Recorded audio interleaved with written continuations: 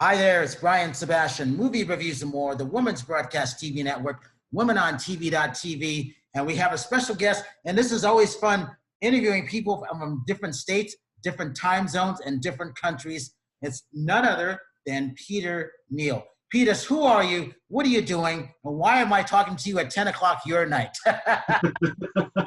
That's more than one question. Yeah, I'm Peter Neal, as you rightly introduced me. I've been producing a film about Jimi Hendrix, an autobiographical type of film, narrated entirely in his own words, and driven by his music. And we're doing an event on September the 19th this year to talk about the similarities and differences between the 60s and today, and Jimi, being a kind of icon from the 60s, spoke a lot about what was going on in the 60s. So we're using that clips from the film to contrast with what's going on today. So it's going to be an interesting subject to tackle. You know, congratulations and good for you. Has that always been a desire to go back and the history of Jimi? Where did that come from? Because he's still, to this day, he's still iconic, obviously, you know? Well, it's, yeah, I met Jimi in 1967 and made, I think, the first film ever with him. And it was a short film, but it's still around. You can still see extracts from it on YouTube. And then some 20 years later, I met Alan Douglas, who was producing for the Hendrix estate at the time. And we both found we had this common torch to carry for Jimi. And we both felt we owed it to Jimi to look back and actually do a proper documentary about his life and his music and the importance of his music. Not just then, but today, as you say. I mean, he's everywhere still. Why do you think, Peter, why do you think he is still so iconic? What do you think that is? And then a lot of young people really are mesmerized with what he's doing. And I find that fascinating. And like I said, congratulations on that, because people need to know where the past is, especially someone like that, you know? Well, history is the present, as somebody said. And the thing is about Jimi, I mean, to start with, as a musician, he was so far ahead of the curve and so revolutionary that I think his music still sounds pretty revolutionary today. And you know, there was only one Jimi Hendrix and never will be another Jimi Hendrix, is an oft-quoted thing. So his music, and it's the sound he makes. I mean, I was at a convention the other day, and these two 30-year-old parents I was interviewing about it, and they said, I said, why did you come to this convention about Jimi Hendrix? And they said, well, it wasn't us, it was our son, pointing to this 10-year-old boy. He dragged us along. So I said to this kid, I said, what do you like about Jimi Hendrix? And he said, it's the sound he makes. And that sound is transcendental. It's like, it cuts through, it gives you courage, it gives you the faith to look at who you are. It breaks mirrors, it breaks the illusion. It takes you back to your very primal soul. And I think that's really why he was important, and he still is important, because not many people can do that. There's quite a few musicians who do, but you know, Jimi was one of the ones in the 60s who certainly reached through and broke those mirrors for you. What instrument do you play, if any? I'm a drummer, so I'm always I know. My favorite three songs are Van Halen, Let Me Go Rock and Roll. So I can play every percussion except for drum set, believe it or not. But I could do a big air guitar drum set, even though I'm not sure if I can play the drum set. It's kind of funny. But when I think of the Star Spangled Banner version of Jimi, you know, it makes you stand up straight, if that. So two things on that. Do you play an instrument for one? And then talk about that aspect of the Star Spangled Banner, him playing that at Woodstock. Yeah, I play the guitar, strangely enough. But I mean, I learned to play classical guitar, and then I moved on to blues and folk music. And there was a big burgeoning folk music scene in England at the time, and I got kind of sidelined a lot because I preferred American folk music to British folk music. So we used to do a lot of old-timey stuff, and attempted to do bluegrass and all kinds of things like that, as well as blues and what have you. So I mean, I've always loved that type of music. I mean, blues was my huge thing when I was growing up. That was what really aced me. And we used to go up to Soho, to this record shop that had imports from America every week, to see what new imports were in, and bring them back and then play them at half speed so we could work out what was being said, what the words were and what the notes were, and try to copy them, So I've always loved the guitar. What was the second part of the question? I got lost there. If you have a favorite Jimi Hendrix song, what might that be and why? I don't have a favorite. I love all his songs, I mean, for different reasons. I don't think there's one that I could just reel off a whole list of them. But what you did ask about was Star Spangled Banner, I know.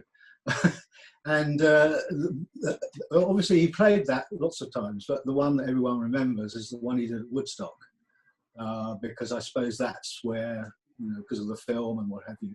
But to me, what he did, I mean, Woodstock was kind of started as an anti-war, anti-Vietnam War thing. But it was also tied up with peace, not war, community, being together. It was a whole new social movement going on in the 60s, and that was kind of like the zeitgeist of it, if you like, Woodstock. And all these people came up and they sang their songs, great music, fantastic music at Woodstock. But then Jimmy comes up at the end and he doesn't say anything, he just plays. And in that, he sums up what everybody else was striving for. He sums up the good things and the bad things in America. He used to say, I love America. Naturally, it's my home country, but there's a lot of good in it, there's a lot of bad, and you can see the evil staring you in the face. And I think that's kind of what Star Spangled Banner does for me. It's a very raw look at where America was at that time. So to do that without saying a word, just using a guitar, is brilliant. I mean, what can you say? We're breathless. I never asked anybody outside the US this question. Where were you when Woodstock was going on? And when you heard about Woodstock, what you might have been thinking at that point, leading up to what you're doing now with the Jimi Hendrix, experience? Well, I was actually in South America. I was doing a series of films about for the United Nations and Christian Aid about the ethics of aid, documentaries, a series of about 5 films, I think, out there.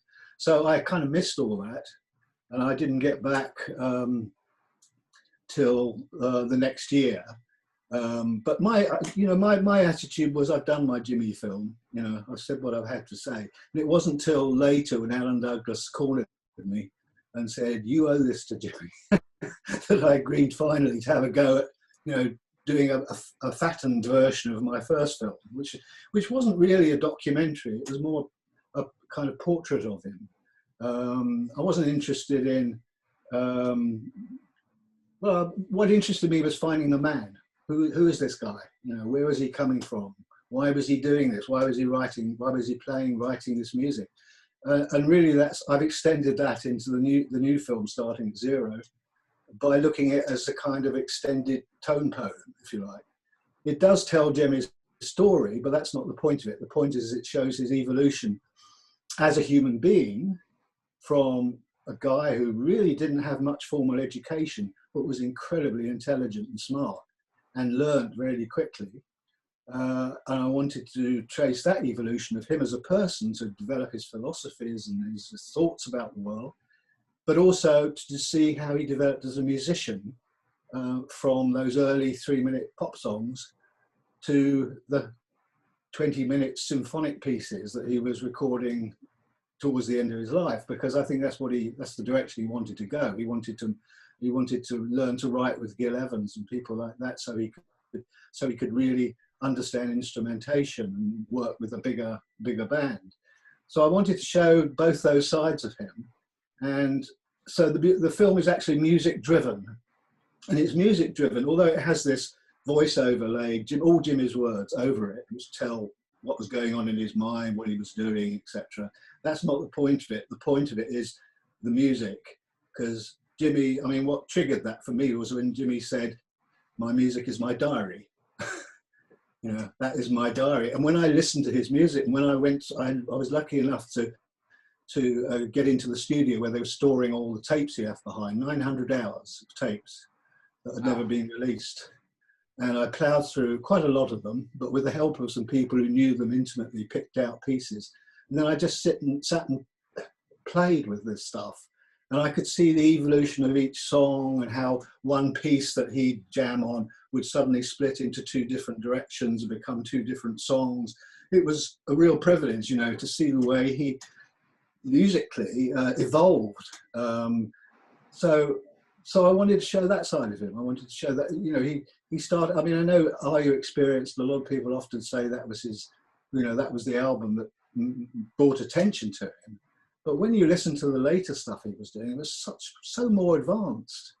I mean, if you take Electric Ladyland, his third album, which was the only real controlled album he had, because Band of Gypsies was just a concert. But if you listen to Electric Ladyland on a really good stereo set, you can't believe what he's doing with those sounds, because it's not three-dimensional, it's five-dimensional or 10-dimensional. And I don't find anyone doing so much today, even though the technology they had in those days was not what they have now. But nobody's been able to sort of reach that level of stereo kind of voice that he got in Electric Ladyland.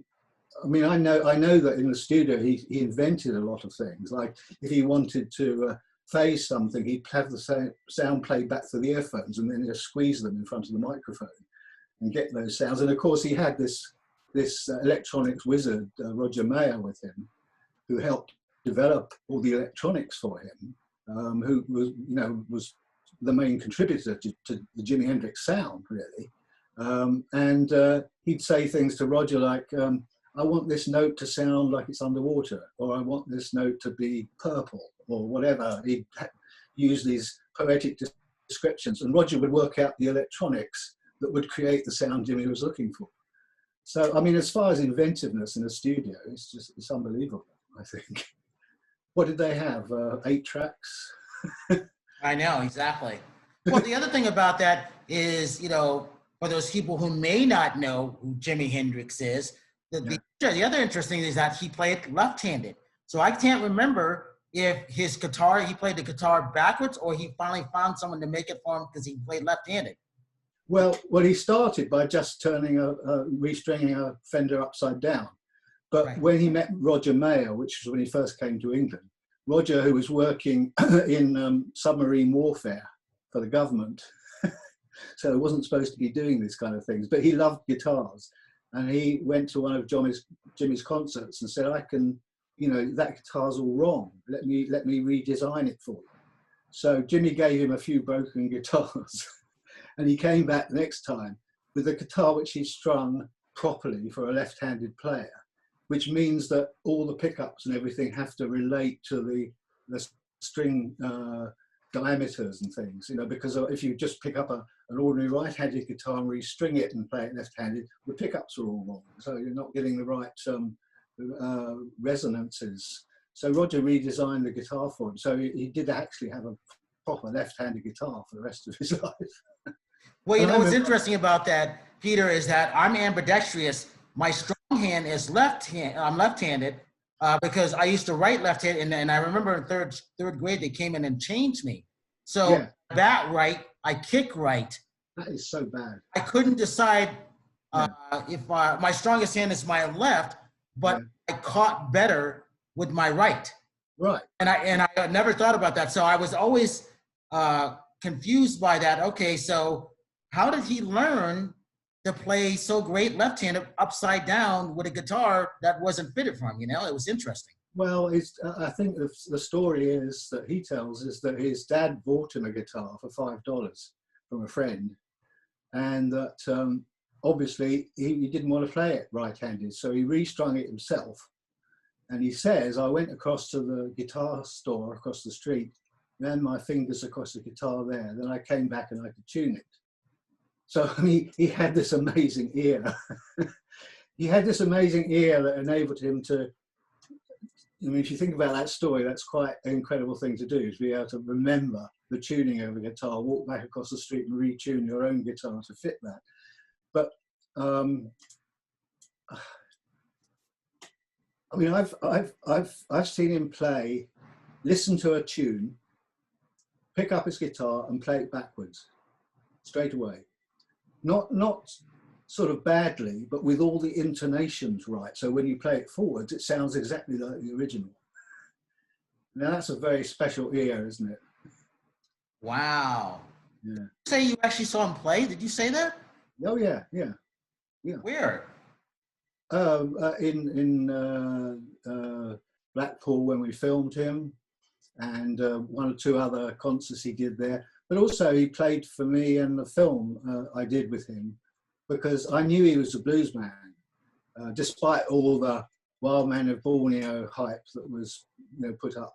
The guy you wouldn't want your daughter to go out with kind of crap that was coming out. Yeah, I forgot which band that he played in, but yeah, it was a famous band, and then Jimmy went on and on his own. But also, I find it fascinating because it's just, there was a few photos of Jimmy in a couple bars in London where I think he met either Paul McCartney or John Lennon or something like that. Is that correct? Yeah, well, I think one of, you know, in his early appearances in London, he'd play at the clubs, a lot of clubs in London at the time, and the Savile Theatre and places like that. And you'd often see Paul McCartney or John Lennon there, and Eric Clapton and Jeff Beck, because they couldn't believe this guy. Because there they'd been trying to do the American music stuff, you know, for Muddy Waters and Howlin' Wolf and all that. And there's this guy who's the real deal, comes and plays them off the stage, you know. So they were sort of like, there's a lovely shot of the Beatles sitting in a balcony at Savile Theatre, and they're all looking, oh, oh my God, what are we going to do now? That's funny. So when you saw him the first time, what was your reaction? And then do you remember the crowd's reaction? Because that must have, that's historical. How many people can say they saw that, you know, outside of the US? Well, I first time I saw him was actually doing a sound test at the Albert Hall, because I'd been working on another film about folk music scene, and this guy came into my cutting room. He was the husband of one of the singers I'd been interviewing, and he said, "You've got to come with me now. There's this guy, this amazing American guy come here. He's playing such amazing music. It's like sheets of metal being ripped across the sky." Remember that phrase? And then he said a strange thing. He said, "We have to film him because he's not going to be with us for long." So I went down in a taxi to the Albert Hall and in the afternoon, and there was Jimmy on stage doing a sound check, and there in the front row was Pete Townsend and Eric Clapton and one or two others watching him. And I was, as I say, a classical guitarist and just getting into folk and blues, and I only played an acoustic guitar. So when I saw him, I was just blown away.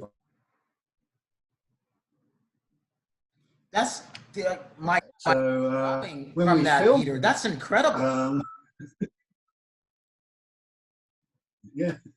When I filmed him in Blackpool a few weeks later, we decided we'd scrape some money together, beg and borrow from friends to bring cameras and things, because we didn't have any money, and film him at Blackpool, which we did. And that was chaos, because it was a tour which also included 6 other bands, I think. Bands like The Nice and Heir Apparent and Pink Floyd. They were all sort of small. They had their 10-minute sets, and then Jimmy at the end had his 20-minute set, you know. So all the roadies had their own all the band's equipment, and they were moving it backwards and forwards all the time. It was like a war zone, it was crazy. And there was no sound mixing system, so everybody just turned their amplifiers up as loud as they could and played. How they heard each other, I don't know. But also the screams in the audience were just deafening. My ears rang for about 3 days because I was down in the orchestra pit filming this, and I couldn't hear for about 3 days afterwards. In fact, during the run-up concert, I went out and walked about 3 streets away. You could still hear it. Well, what's interesting about that is the moving part of the equipment going back and forth in the changing of the bands. I'm sure there was spilled beer and everything like that too. They had to be careful, but they probably no. No, well, yes. I mean, it was absolute chaos. I mean, in the middle of that, in Jimmy's someone could have been electrocuted by accident. Oh, easily. But that was it. Those package tours, you see, that's the way they worked. They had these 5 or 6 bands. They did 2 shows a night. Wow. So, and the roadies weren't in the best of mood. They didn't want us around, that's for sure. But I did manage to get Jimmy and say, look, can I get a cameraman on stage with you? And he said, yeah, of course you can, but I can't guarantee his safety. And I said, well, he's all right. I mean, we're used to this, don't worry. And I got my cameraman on stage with Jimmy. He came out wearing a white shirt and cavalry trousers, looking like an English gent. And there was this boo went up from the audience. But he managed to get the shots. He stayed calm, he did the shots, and Jimmy didn't kill him with his guitar or anything, so it worked fine, Well, that was quite an experience altogether. Really Peter, what was the cameras you shot it on? And then this was exclusive stuff at that point and still is, right?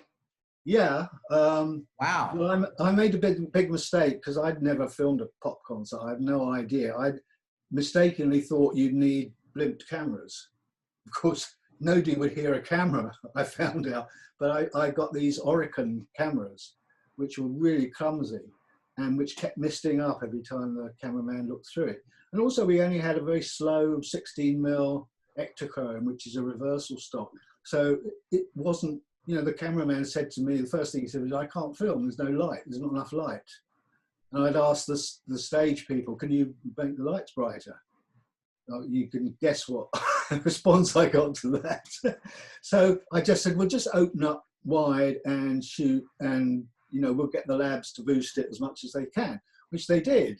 They boosted it to 2 stops, I think. And actually the kind of grainy quality that came up and the brilliant colours that reversal film gave you worked in our favour in the end.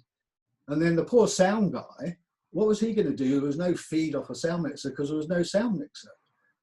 And all he had was a Nagra. So what he did is he taped little microphones in front of all the loudspeakers and on Jimmy's vocal mic. And then he sat there with a little mixer trying to mix it as we went along. It was ridiculous. That's incredible. Wow. And it worked out. Out. Peter, how old were you then? I was 25. How did you keep the film? I mean, I'm just fascinated and blown away by this because all the filmmakers that I've ever spoke to about saving the content. Where did you store it safely? How did you do that? Well, it had a sort of limited success at the time. It was shown in art houses and places. Electric Cinema and at the National Film Theatre, and there were 1 or 2 TV sales in Europe. BBC wouldn't touch it; it was far too awful for them. Jimi Hendrix was not acceptable at that point. But the film kind of then went underground in a way. I mean, I always kept my own print of it and the negatives. And then sometime later, when I got a call from Alan Douglas, I think about 84 by this time. No, before that, when I went to this convention I was telling you about, I was in the back room there, and there was my film running on a TV. And I said, what is this? And somebody said, oh, this is a film called See My Music Talking. I said, what? No, that's my film. It's called Experience. No, we call it See My Music Talking, I said. So it sort of circulated in the fans, underground, if you like. And then when eventually I met Alan Douglas, and he desperately wanted to distribute it because he thought it was the most, the film that captured Jimmy better than any other. There have been quite a few films by this time, obviously. So I gave him the distribution rights through the estate, through the Hendricks estate, and it's been there ever since. You can still buy it as a DVD. So when you recorded that, what year was that? 1967. Yeah, he just come back from Monterey. So he just come back to Europe from Monterey. So he was by now kind of, all over the world. Were you able to kind of keep track of him the best that you could while you were off doing other stuff kind of too? I didn't really keep track of him. I didn't really keep track of anything. I mean, the only thing I knew about that something was happening in the world was I was up in this Andean village up high in the Andes with these kids kept pointing at us saying, "Beetle, beetle." And I thought, what do you mean? So I was kind of unaware of all this that was going on. It was only when I came back, I think it was shortly after he died that I heard the news, and I thought, my God, that was quick. John was right. He's not going to be with us long. So I kind of missed out on that aspect. When did the idea come to you that you said, it's time to do this? Why not 5 years ago? Why now? How did that happen? Well, I started the film in 1989. That's when Alan and I decided that we needed to do this, to do a proper document, a proper kind of a respectful film about Jimmy, his own film, the film he'd like to perhaps put out about his life, So we did a lot of research into all his interviews and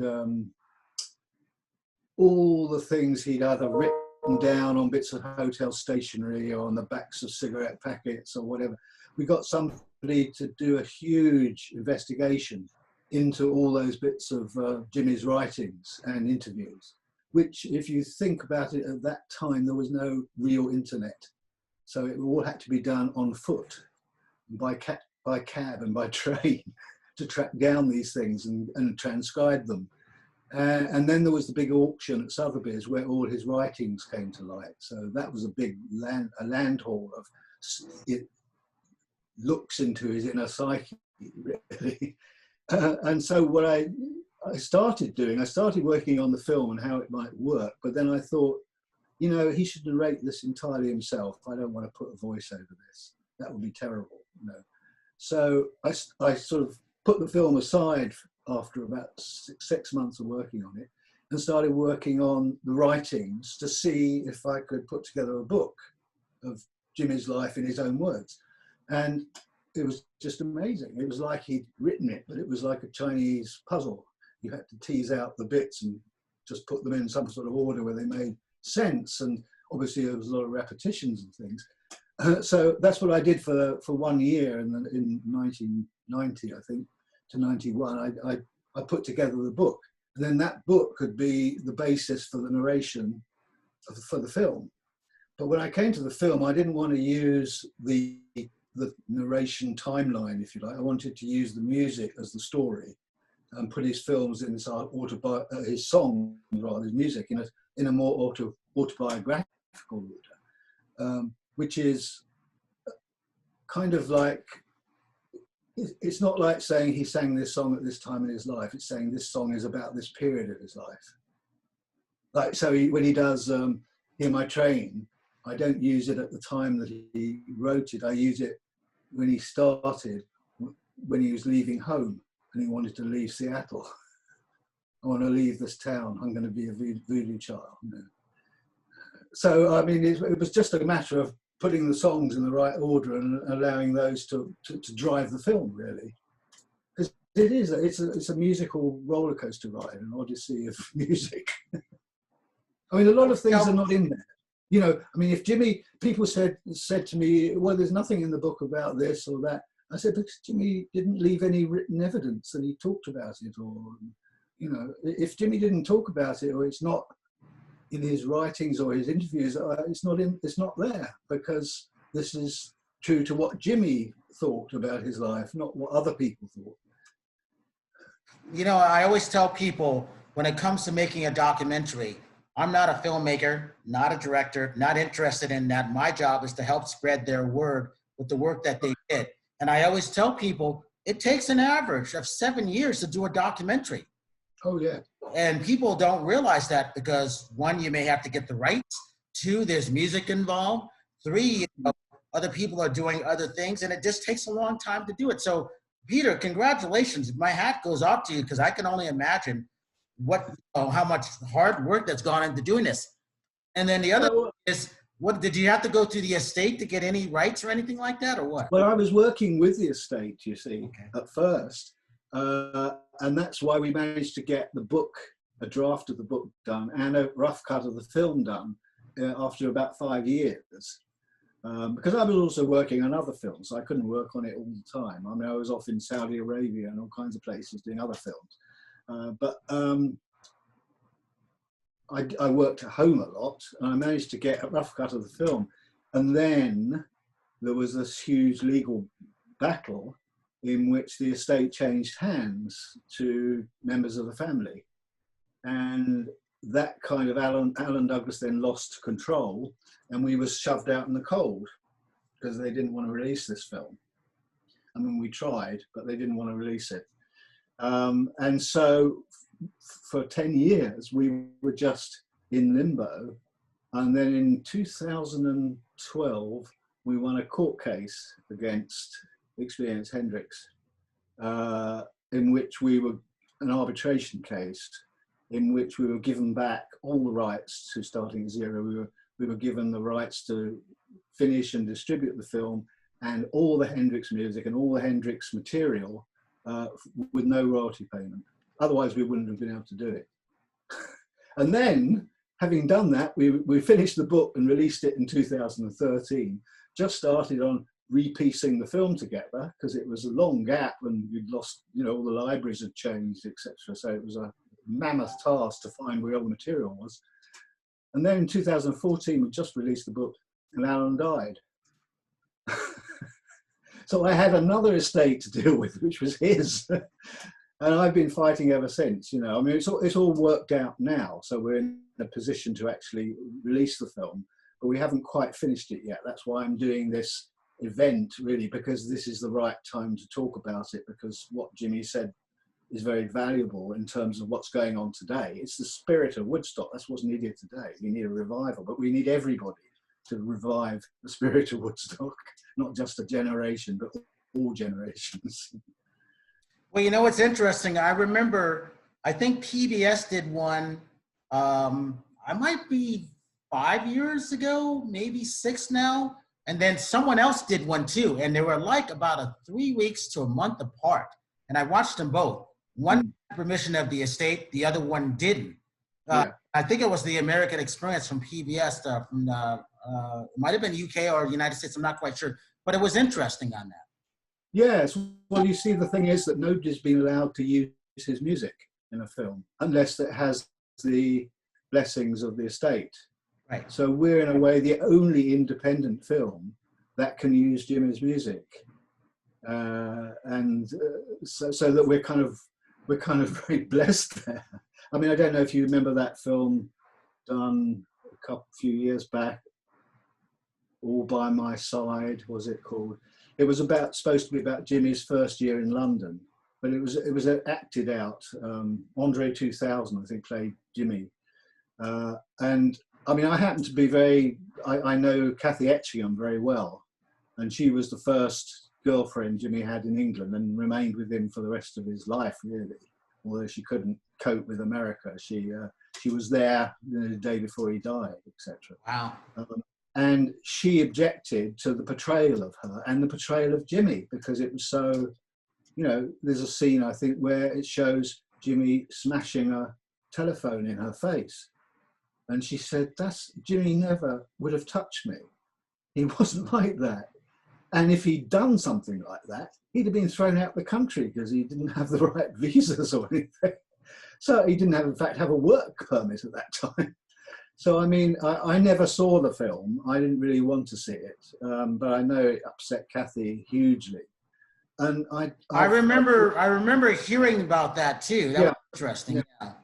Yeah, but I think, see, the thing is, Alan and I discussed this about doing a biopic, and we were both absolutely totally against it because Jimmy, to us, was a real person, and to have an actor playing him just didn't work for either of us. You know, we just couldn't see it that way.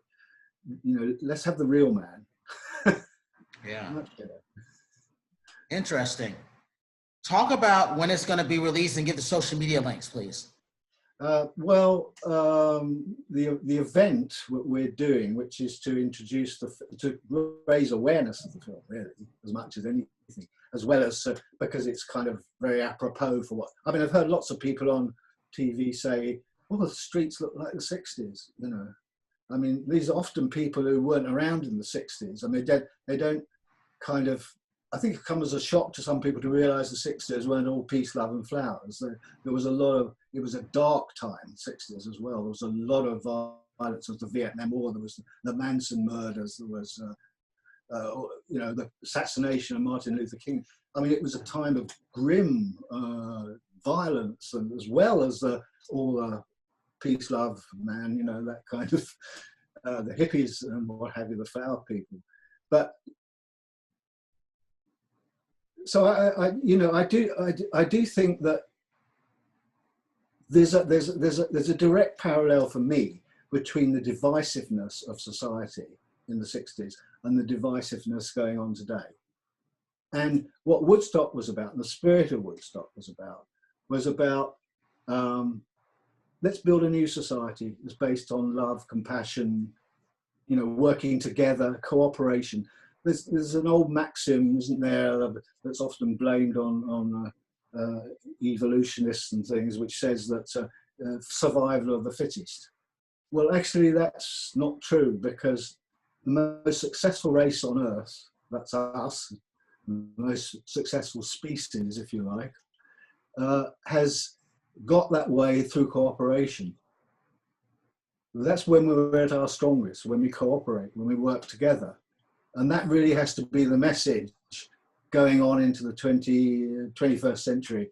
We have to start working together, all of us, all over the world, because we're all in it together. We've got one planet to live on, and we're killing it. And we're killing ourselves. It's unsustainable. We can't go on like we are. So that's the Woodstock spirit, and that's why we're calling it Jimi Hendrix Returns to Woodstock. But the website is Jimi Hendrix Returns, all in lowercase, .earth. So Jimi Hendrix Returns to Earth. And that will tell you about our event and what we're trying to do with it, and how you can take part in it. And we're going to have a Q&A and panel on afterwards as well, to talk about some of the issues and things that have been thrown up, because these things need to be discussed. You know, hiding from them doesn't help. I always remember that wonderful speech Greta Thunberg gave to the world leaders, you know, that our house is burning and you do nothing. I'd like to think that you, I can't imagine that you know what's going on yet you still nothing, because then you would be evil. It's a powerful speech. Peter, did you finish this during or before COVID-19? Which, the film or the event? The film. Oh yes, I finished the film really kind of a couple of years ago, but we've been struggling to finish off with all the different rights and things we've still got to get, because, you know, I mean, you think that filmmaking is expensive because you've got cameras and actors and this and that and the other, but that's not where the expense goes on this film. The expense goes on buying archive. And that is the big issue with this. We've bought loads of archive for it, but we've still got some to go. So I'm hoping we'll raise enough interest through our event to finish the film. Certainly, I mean, all I'm talking about now is technically mastering it.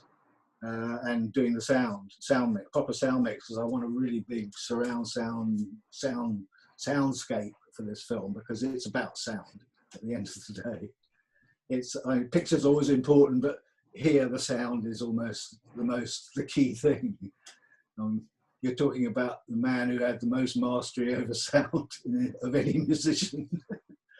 Can you give the audience, why should the audience support this film? Obviously, I know why they should, but from you, why they should support it? You were there to see him in the UK, which is, that to me is unbelievable. I mean, I think it's great. Why should the audience support this? Because I think, people, there's a lot of messages coming to us at the moment from different angles. It's terribly confusing if you watch too much TV or news, or you go on the internet. There's all these opinions out there. And somebody said to me, how do you rise above this noise? How do you rise above the noise?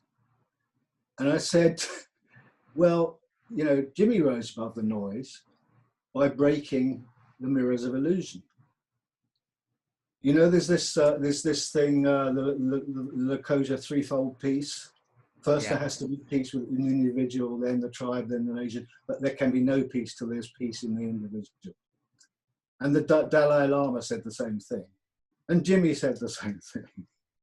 And that's what he did. And he wrote this poem, Roomful of Mirrors, about smashing the mirrors of illusion. And when he smashed them, the whole world was there for him to see. So I think this is an important message for people. How do you cope with what's going on today? How do you find your true self? And Jimmy's music was like bringing the cosmos down to Earth, to a microcosm, to a sun. And it showed you the sound he makes you feel that you can cope with things, that you have a place in the sun, and you can find your own true self. And Jimmy used the term electric church. He said we play electric church music, sky church music, whatever different term he used, which was just about that. He said it's like we're playing loud enough to break open your soul. It's really rather like a can opener. and you know what people, I mean Carlos Santana, I was interviewing him, and he said, in Vietnam people used to play Jimmy and used to play me because it gave them courage even in hell to go on, because it brought them down to themselves. And I think we need that. I think we need Jimmy now more than we needed him in the 60s.